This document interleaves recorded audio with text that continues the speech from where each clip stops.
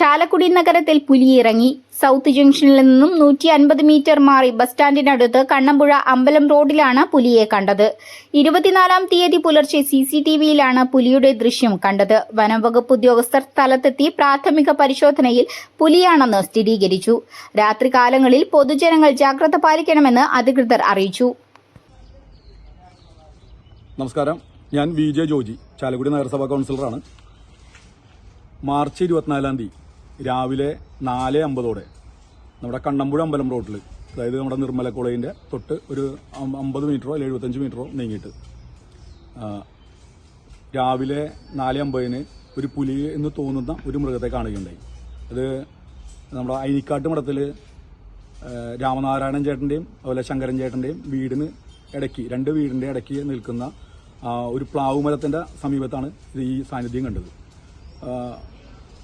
Chalakudy DFO നമ്മൾ ഈ വിവരം അറിയിച്ചു. ഉടൻ തന്നെ ഫോറസ്റ്റ് ഉദ്യോഗസ്ഥരെത്തി. അവർ പരിശോധന നടത്തി. അവർ CCTV ദൃശ്യങ്ങൾ പരിശോധിച്ചു. അത് പുലി തന്നെയാണെന്നാണ് അവർ സ്ഥിരീകരിച്ചിട്ടുള്ളത്.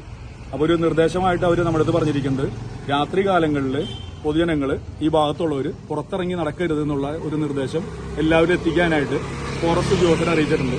ആ ഒരു വിവരം അറിയിക്കാൻ വേണ്ടിയാണ് ഞാൻ ഈ വീഡിയോ ഇടുന്നത്. അപ്പോൾ ഈ പ്രദേശത്തുള്ളവർ, ഹൗസിംഗ് ബോർഡ് കോളനി, കണ്ണമ്പുഴ അമ്പലം പ്രദേശത്തുള്ളവർ പ്രത്യേകിച്ച് രാത്രി കാലങ്ങളിൽ പുറത്തിറങ്ങി നടക്കരുത് എന്നുള്ളൊരു വിവരം കൂടി നിങ്ങൾ അറിയിക്കുകയാണ്.